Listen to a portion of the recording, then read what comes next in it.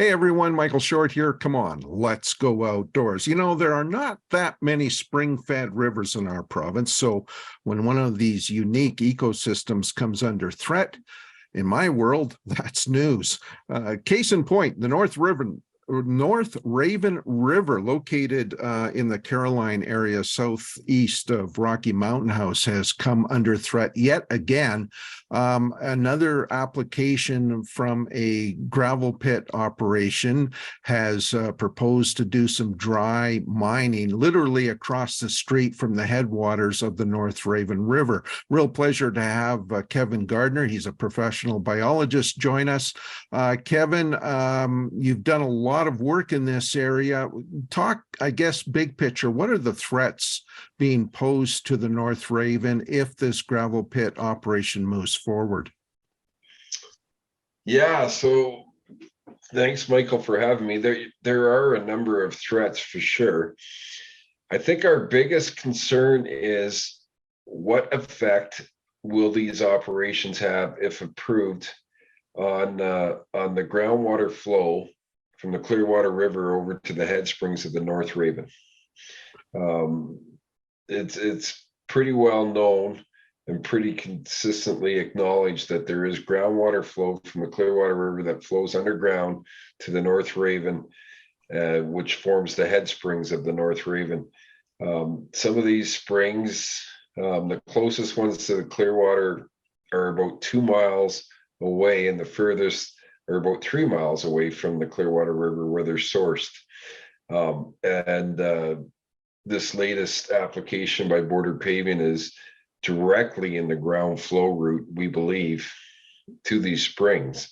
So if they get into, I know that their application is for dry gravel extraction, but if they get in and start mining and get into the water table, we're not sure what effect it could have on these springs and this groundwater flow. And there's been no information to contradict that statement, is there, in terms of the flow of the groundwater? Border Pavement has not done anything to show that their mining operation could not have an impact on water flow to the North Raven, correct? Yeah. I think the best answer to that, I'd probably kind of speak to the history of the applications for this site, which is known as the McQuiston Pit, directly across the road from one of the properties that the ACA, Trout Unlimited, and Fish and Game own together for the perpetual protection of one of the head spring locations. In 2015, Border Paving applied for a development permit for dry gravel extraction, and in their development permit application, part of the process was that they had to host an open house. And in that open house, they told everyone in attendance there that they had 25 years of dry gravel extraction before they would even have to get into the water table. With their development permit in hand in 2017, without having mined any gravel, Border went ahead and applied to Alberta Environment for Water Act approval.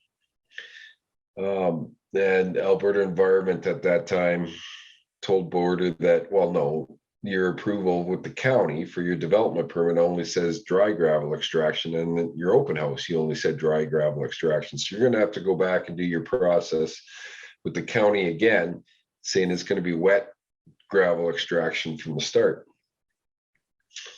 So in 2019, when Border Paving had applied again for wet gravel extraction, they had their open house, they told everyone in attendance there that they were wrong, that the water table was actually higher than they thought, and they wouldn't be able to mine any gravel without getting into the water table.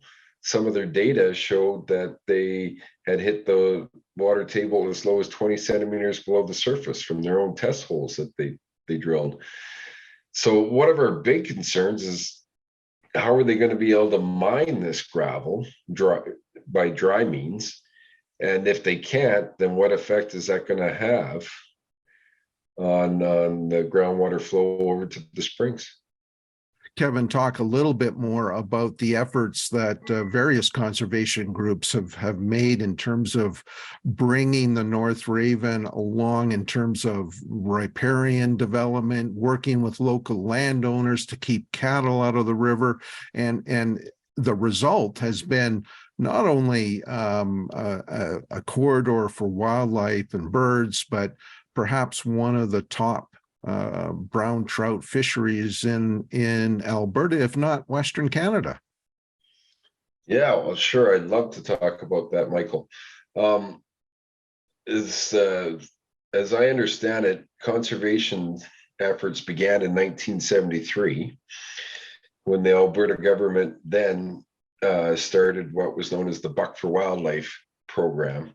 And that's where $1 off every hunting and fishing license went into a fund for conservation work.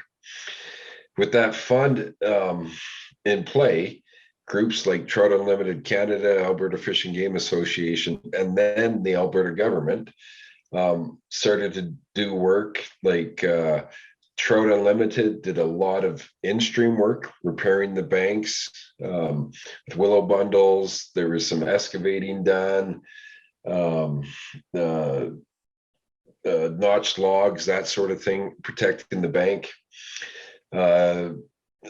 Alberta Fish and Wildlife then, which later became the Alberta Conservation Association, began fencing off the creek, entering into agreements with landowners and lessees to keep the cattle out of the creek and protect the creek.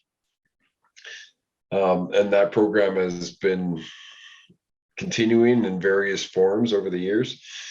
And then in addition to that, Alberta Conservation Association, Trout Unlimited Canada, and Alberta Fish and Game Association came together on the purchase of 2 properties that would be directly affected by this development.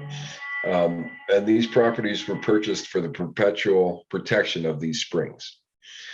And so over the years, with all these efforts, the North Raven has evolved into one incredible brown trout fishing experience. Folks from all over the world come to fish the North Raven for its technical fishing and large brown trout. Gotta think that the draw of coming to visit such a beautiful place would far outweigh anybody wanting to visit an open pit for gravel extraction.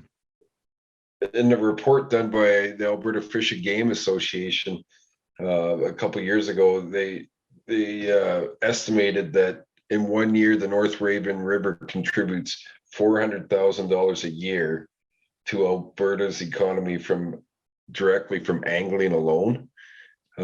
So, I mean, that's a large input to the economy besides the aesthetic and conservation value of the stream.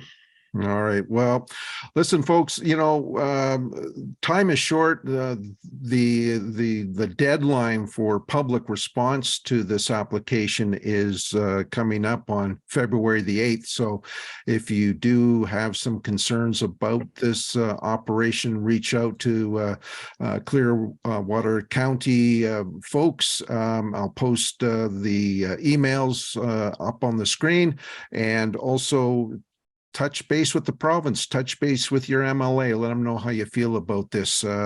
We have very little time to respond to it. Kevin, I know you have done amazing work on this entire sad state of moving gravel over our water resources. We will certainly be in touch with you as this story continues to develop. Thanks, Michael. And I do have one last, I guess, correction, is that we have to get our letters in by February 8th. So we only have today and tomorrow. You can't submit it on February 8th. So only like a day and a half left to get our letters of concerns into Clearwater County, unfortunately. Well, we all have our marching orders now. Kevin, thanks very much. Thank you.